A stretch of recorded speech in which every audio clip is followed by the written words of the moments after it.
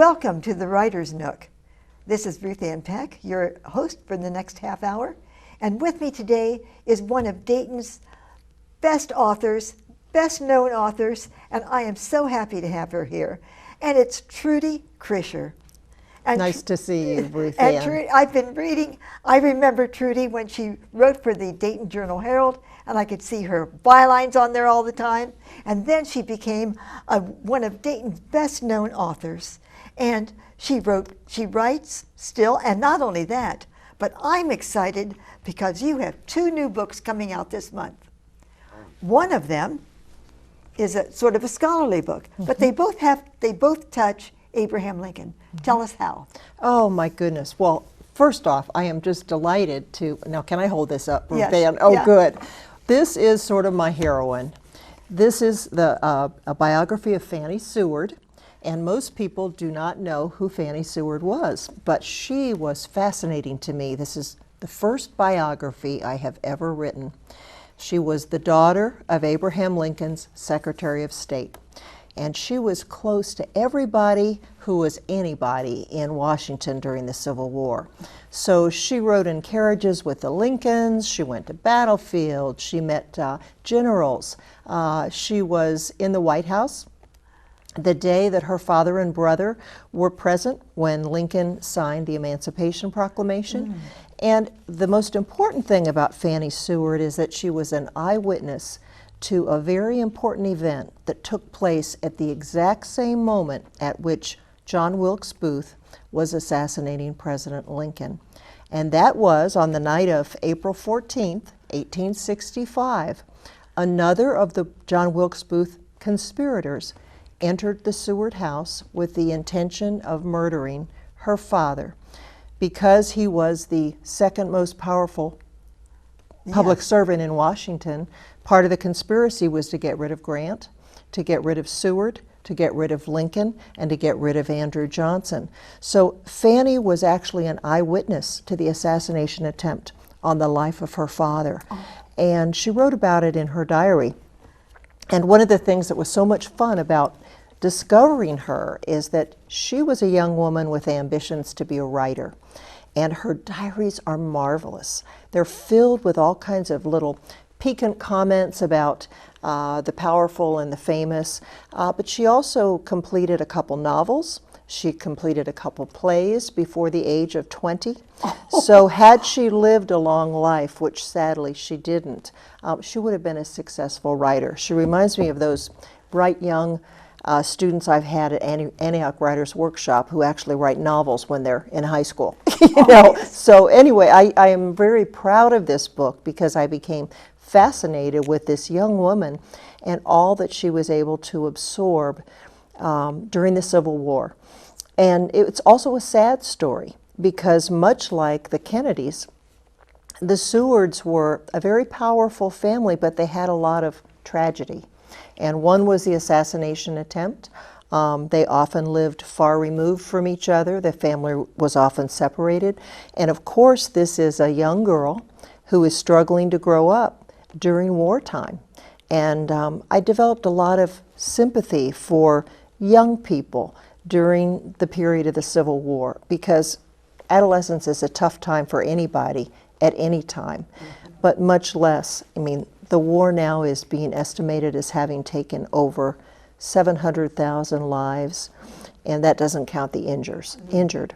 So at any rate, I love doing this book. You're not supposed to fall in love with your subject, but I did. I still tried to remain objective, but my big thrill was I got to go on a tour of central New York, as a book tour, just a couple weeks ago, and I got to stand in front of this lovely portrait of her in her family's home that made it onto the cover of the book. So that was so much fun for me. Oh. Yeah, it was. I've got to have that book. You may have this one. Oh my goodness. There you go, Ruth Ann, it's yours. Oh, so it's fun. It's fun. Well, It's now fun. how can our viewers get it? Oh, you can get it online. You can get it at Amazon. And I think it's available in Kindle. So you can always go to Amazon. It's a publication of Syracuse University Press. So you can also go to the press. They made a wonderful book trailer for the book, which a lot of you might be interested in seeing. If you go to YouTube and you type in Fanny Seward, there's a wonderful book trailer that's much like a Ken Burns video. Oh, really? It's so nicely done, but it shows the night of the assassination and captures her words, and takes you back to that terrible night of April 14th, 1865. So that was kind of fun. A book trailer, I mean, who knew? Who knew? So anyway. Goodness. Oh, thank you. You are very welcome. You are very welcome. See how lucky I am that I get to have guests on this It's easy for me to give them away. It's hard to write them, but it's wonderful to put them in people's hands. So. Well, you wrote 2 books. 2 books came out this year already about Lincoln. Yes. And this one is a children's book. It's a children's picture book, and I am lucky enough to be going to Springfield, Illinois, to celebrate the 150th anniversary of the end of the Civil War and of course Lincoln's burial in Springfield. I'm going at the end of April, and I'm going to be reading this book at 6 different venues. I'm going to be reading at the Presidential Library and Museum, at the old state capitol, and also at, I'm trying to remember, I think it's called the Herndon Law Office. So I'm going to be at 3 different venues and read it twice. Yeah. Yes, so it's going to be fun doing that. So this is a book for children, and one of the reasons I wrote it was that I discovered that Lincoln had a great affection for animals. He loved all animals, but he had an enormous affection for this horse. Lincoln had many horses. There was an old Tom, there was an old Buck, and this horse was Old Bob.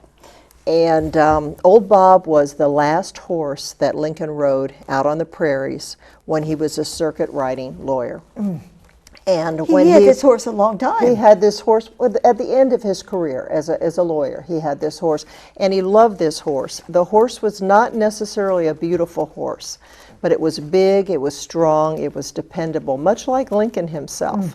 And there was a great bond between the two. And they had to find another family for this horse when Lincoln went to Washington to become president. But after he was assassinated, they thought it would be very fitting for Old Bob to pull his master once again.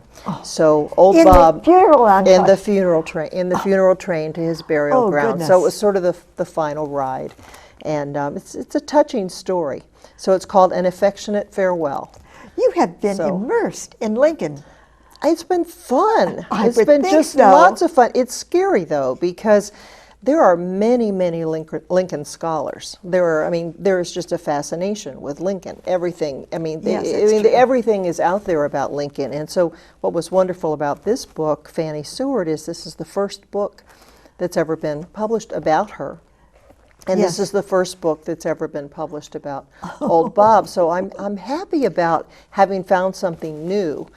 Well, you certainly did. And to think that our writer right here in Dayton, Ohio, is the one that charged forward. All things great happen in Dayton, Ohio. Remember those Wright brothers? Absolutely. Remember the pop-top can? I've been around long enough to know. And the airbags for the cars. Airbags. And I would like to give a big plug to the Dayton Literary Peace Prize, because that has originated here in Dayton, and they're starting on their 10th year this year. And there's so many great things that have come out of Dayton. Now tell us what that is. Well, the Dayton Literary Peace Prize is an award that's given every year for fiction and for nonfiction, for the work of literature internationally that has done the most to promote the cause of peace. It's tied in with the celebration of the Bosnian Peace Accords that took place here. And you probably had Sharon Rabb on here, or you'd want to have Sharon Rabb on here to talk about that, because it's just a wonderful time for people to celebrate peace and writing and Dayton. And one of the things that happens every year is they bring they honor a distinguished writer who has had a very important career. And they've had Elie Wiesel come, they've had Barbara Kingsolver. I mean, it's really a wonderful event, and I've been lucky enough to be a reader for the prizes since the beginning. So the books come in and you get to read all these wonderful books and tell them what you think about them and all. So, but that's just something to be proud of. Dayton has many, many things to be proud of. And, Yes. And I'm a real champion of the city of Dayton. I know it. And I am. We're so glad you're in Dayton. Oh, I'm glad to be here too. Thank you, everything. Well, tell me a little bit about your background. Are you from Dayton? Well, I'm not from Dayton. I'm actually from the South. I was born in Atlanta, Georgia, and my dad was from Atlanta, and I was born outside of Atlanta. In fact, that's one of the reasons I have the interest in the Civil War now, because my dad was a Civil War buff. In fact, my mother had a pair of shoes she kept in the car. She called them her battlefield shoes, because we were always stopping at a roadside battlefield or a monument. We had to stop the car so my dad could, have us all get out and look at whatever it was. But I think that was very instrumental in my development as a writer, because at the time I thought, oh gosh, another boring old monument. But I came to realize that they all have stories. These are all stories, behind the historical markers and behind the statues and all that. And I came to really appreciate the stories the history has to tell. But I grew up in South Florida, and that's where I spent my formative years. I went to college in William and Mary in Virginia. Oh, good. And then spent some time in New Jersey, and then back to Ohio. Was that the #1 college in America? William and Mary? Well, we say it is. No, that was Thomas Jefferson's alma mater. So that gets William and Mary gets a lot of press for that. But anyway, but there's history there in Williamsburg. Yes. So I think I've been sort of exposed to history all my life and came to really love it. So it's not surprising that I would write books that have history in the background. Right. Yeah. That's right. Yes, I love history too. Yeah. And yes, well, you grew up then in the South. In the South. And you're like one of those Southern writers. Well, I wish I was. Well, yes, I wish I was one of those Southern writers. But I can tell you that the first novel I wrote, it's called Spite Fences, and this is one that it's been in print for 20 years, and I have just recently acquired the rights and had it reprinted. But this grew out of my experience growing up in the 60s with the Jim Crow laws. My high school in South Florida was integrated when I was 14. And it was a real important experience for me. When I was a little girl, my mother you didn't have shopping malls like you do today. No. My mother would take me on the city bus, and we would go downtown to the department store, and I would buy a new pair of school shoes in the fall. And I remembered that I was thirsty or tired or something, and I went to drink out of the water fountain. And I happened to drink out of the one that said colored, C-O-L-O-R-E-D. I thought, well, maybe the water will be pink or purple. I mean, I just kind of sort of gravitated to it. And my mother said, no, you're not supposed to drink out of that one. You're supposed to drink out of the white fountain. And that was my first experience with Jim Crow. And then, of course, when I was 14, my school was integrated for the first time. And so this book is really about a 14-year-old girl in the South who tries to come to terms with what's happening in her town. It's built around the lunch counter strikes of the 1960s. And it's just been a wonderful experience. I bet this was well received and interesting to more than one generation. It was, and it crosses over audiences. It's for adults and young adults. Is that the Newbery Award on that? What is that? That's called the International Reading Association Award. So it's an international award I received for that. Good. It was really cool because they flew me out to California with my kids. Are you kidding? It was so fun. And of course, the neat thing for them was they got to go to Disney World as part of the trip. So that was just, that was just really. Now, was this your first? That was my first novel. Your first novel? That was my first novel. And it made a splash. It did. It did. And one of the things I love about what's happened with that book is I am still going to schools today. It's still being taught in schools. I just got back from a trip to Wisconsin where they've been teaching it in a classroom for about the last 7 years. the book was part of a traveling exhibition for the Smithsonian on civil rights. Oh, and that's so wonderful. that's how they heard about it, and so they've been Oh. teaching. But what's so fun is to go into these classrooms, because of course I've been an English teacher. I've been a teacher like you Oh, yeah. my whole life, and to go into these classrooms and be able to share what I've written and watch the students progress on their writing. It's so yes. much fun. It's I so know. much fun. It is, isn't that? It's just thrilling. It was. And what happened is when I went to Wisconsin, these teachers are so creative. There's a character in the book who has he's sort of like the town junk man, and he has this cart that's filled with all kinds of stuff that you'd find like in a thrift store, you know. And so what they did was they made up their own cart, and they brought in crazy items that they had from home, and then they did descriptive writing based on that. And it was very clever. Somebody had an old adding machine. Somebody had an old Spider-Man comic book. Somebody had some old toys on the cart. So we used it sort of as inspiration for writing, and these teachers come up with these great ideas. So anyway, it's fun. It's just lots of fun. Well, I thought teaching was fun. Yeah, it is. And writing is fun too. There have been some problems, though. I mean, one of the things that's happened, and I've tried to address this since I've been retired, this book has been put on the banned book list. It has been... Banned? Well, you know, yeah. It's been on a banned book list from the National Council of Teachers of English. And so there are a lot of great books that have been banned. You know that, Ruth Ann. You know, I used to be president of the Octella. Did you really? Yes. Well, And I just don't spoke at remem- Octella. I just spoke at Octella Oh, you about did? how teachers can help people understand some of the purposes of literature, that it might challenge us in ways that we're not comfortable with.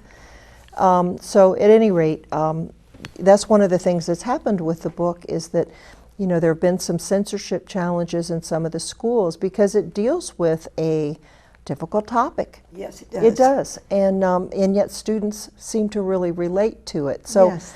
I think it's one of the things I've enjoyed doing is talking to groups of teachers and groups of parents about how we can have some conversations about the purpose of literature and not to be fearful of ideas, and to try to stay open to the yes. possibilities that literature offers.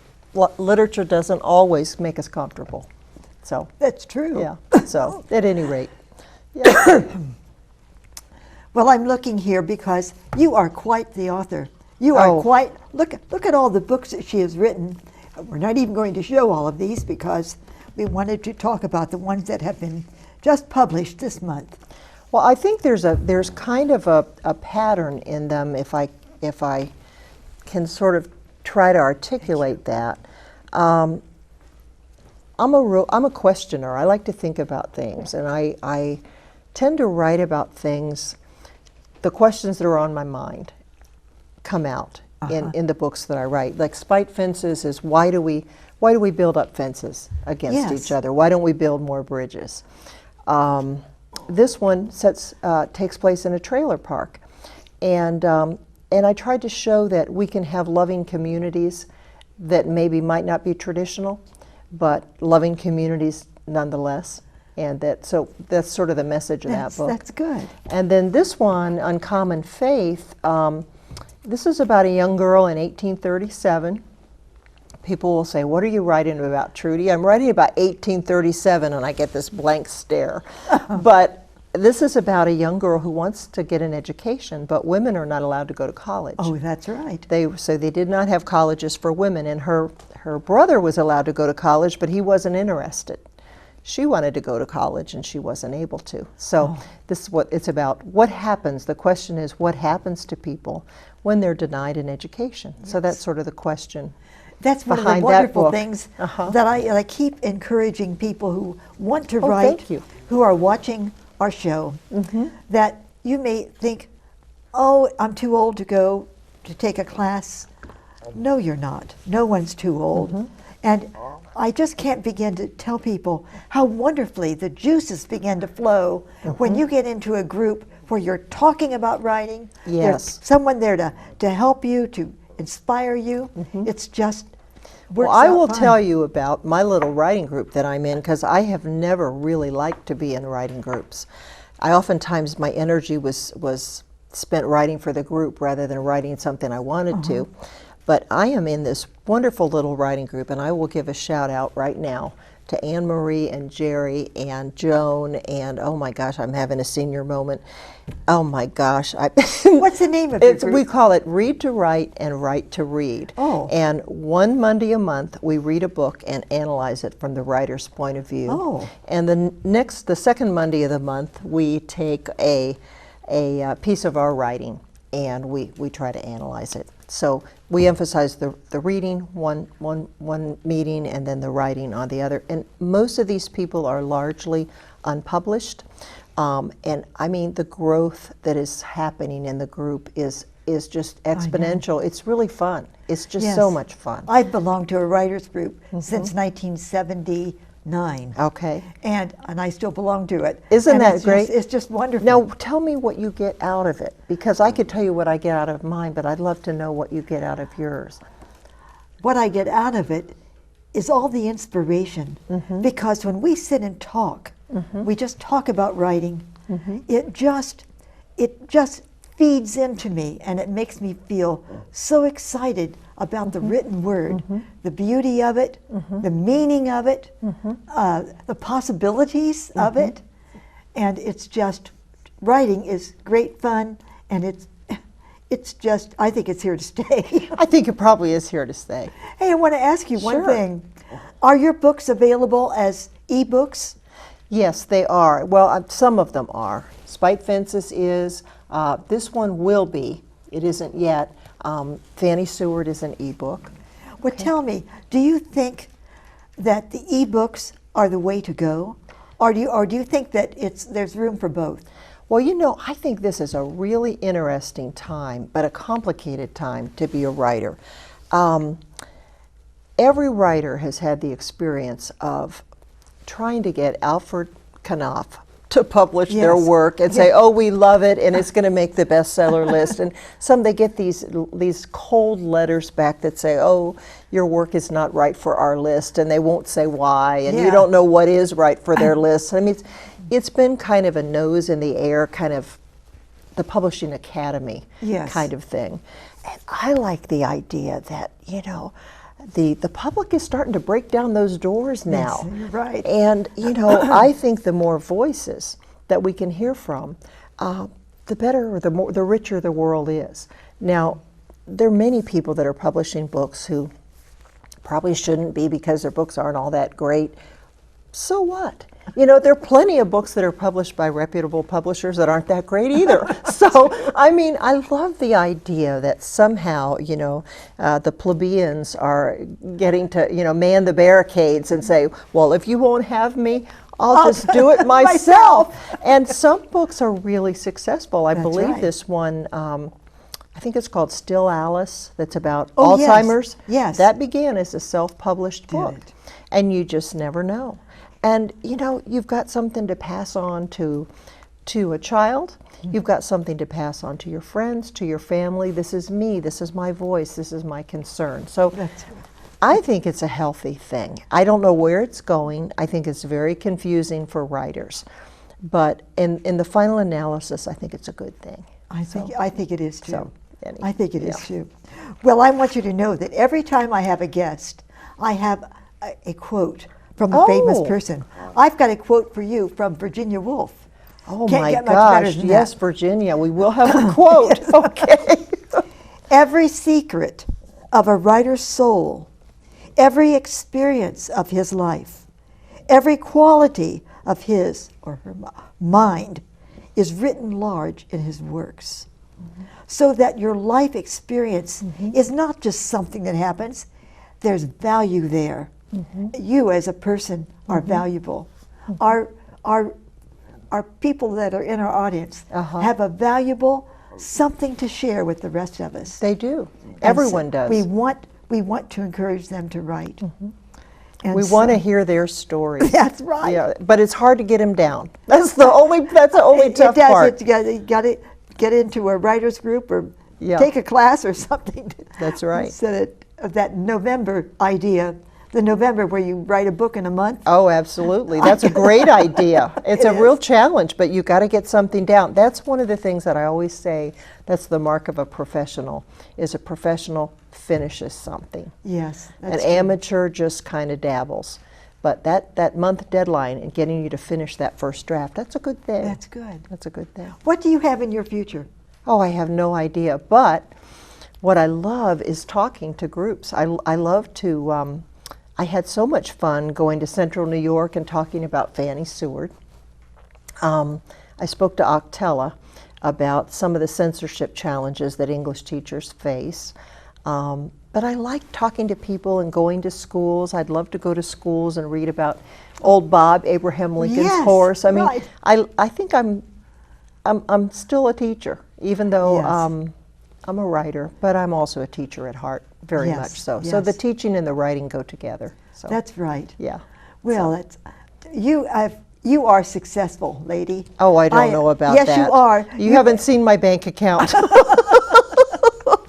But I tell you, there are a lot of people who love your work. Thank you. And they love your books. Thank you. And I can tell you that this book that you gave me, Fanny Seward, that was just published, is a book that I will cherish, and I'm going to get you to sign it. I will. Before you leave today. I'd be happy to. And I think when you go to read this in Lincoln's hometown you're going to be a star. And that's wonderful. Be fun. And this beautiful book that you really was written for children, but also adults will enjoy it. Yes, they will. Yes, they will. Yeah. So I want to congratulate you. Thank you, for your Ruth fine Ann. work. You're an inspiration for the Dayton area because we all hear your name. We see your work that is being done, and we say, "Way to go, Trudy!" Ruth Ann, you keep writing. That's that's the big message for everybody out there, is to just keep writing. Follow your passion. That's right. Yeah. Thank you. Well, we're so happy that you were able to tune in and join us for this edition of the Writer's Nook. We will be back again another time at this time. Whatever time you're watching, we're on the same time each week, 4 times as a matter of fact. And we'll have other people from Dayton. Dayton is just such a wonderful mix of the arts. Writing is one of the arts, and that's what the purpose of the show is, to bring you, the local writers, so you can say, I can do it. That's right. We've got people in Dayton doing it. That's right. So I want to thank you for coming. Oh, it was my pleasure. It was so much fun talking to you, Ruth Ann. It's fun to talk to you too.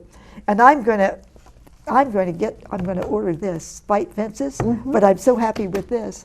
And